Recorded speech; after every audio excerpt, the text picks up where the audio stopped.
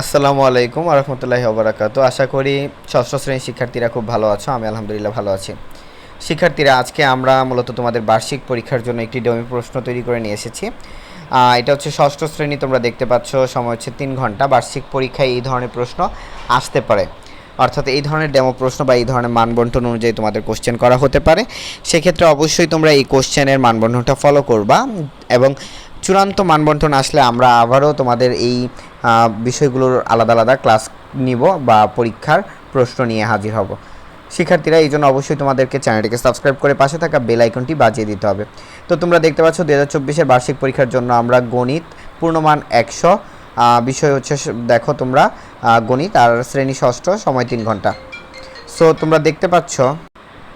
So দেখো, 1 নম্বরে মূলত আমরা যে জিনিসগুলো দেখাবো, অর্থাৎ সঠিক উত্তরটি খাতায় লেখো। প্রথমেই সেটা হচ্ছে তোমাদের জন্য এমসিকিউ কোশ্চেন, অর্থাৎ এই যে 1 নম্বরে তোমরা দেখতে পাচ্ছ, সঠিক উত্তরটি খাতায় লেখো এবং এটার মান হচ্ছে 10টা থাকবে, 10টায় 10 নম্বর। দেখো, সংখ্যা রেখায় যে কোনো দুইটি পূর্ণ সংখ্যার মধ্যে ডান দিকের সংখ্যাটি কী?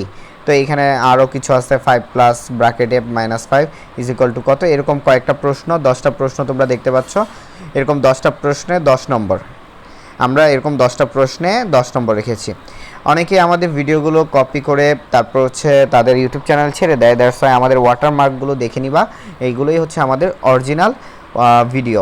সো এরপরে খেয়াল করো, আমরা দেখি 2 নম্বরে বলছে সংক্ষেপে উত্তর দাও। দেখো 2 নম্বরে আমরা দেখতে পাচ্ছি সংক্ষেপে উত্তর দাও। দেখো, সংক্ষেপে উত্তর দাও ক থেকে নিয় পর্যন্ত দেখতে পাচ্ছ। এখানেও মান কিন্তু 10টায় 10 নম্বর। 10টায় কত নম্বর? 10 নম্বর। আশা করি শিক্ষার্থীরা বুঝতে পারতেছ। তাহলে সংক্ষিপ্ত যে প্রশ্নটা আছে সেটা হচ্ছে 10 নম্বর। এরপরে আমরা দেখলাম যে পাটিগণিতে আমাদের মনে করো দিল হচ্ছে 40 কীভাবে, মনে করো 4টা প্রশ্ন উত্তর দিতে হবে, বড় প্রশ্ন, এক একটা 10 করে, এক একটা অঙ্কে 10 করে। দেখো 1 নং, 2 নং, 3 নং, ঠিক আছে, 4 নং। এখানে তোমরা দেখতে পাচ্ছ যে 4 নং, এখানে 4টা প্রশ্ন দেখলা। এরকম বড় প্রশ্ন থাকবে তোমাদের পাটিগণিত থেকে। তারপরে দেখো 5 নং, 6 নং, 7 নং। সো এখানে তোমরা দেখতে পাচ্ছ এই 7টা প্রশ্ন থেকে তোমরা 4টা প্রশ্ন দিবা, কথার কথা। এরকম 4টা প্রশ্ন থেকেও তোমাদের 4টা আসতে পারে, বা 5টা 6টা প্রশ্ন থেকে তোমাদের 4টা আসতে পারে। সো 4টায় তোমাদের 40, আর এর আগে আমরা গেলাম 20, 60। এবার আমরা বীজগণিতে চলে আসি। বীজগণিতে তোমাদের দেখো, বীজগণিতে আমরা 30 নম্বর বরাদ্দ রেখেছি। তাহলে 30 হচ্ছে 3টা প্রশ্ন, মনে করো 3টা প্রশ্ন 10 করে 30। তাহলে 3 ইন্টু 10, 3 ইন্টু কি 10, তাহলে 3 ইন্টু 10 হবে হচ্ছে 30।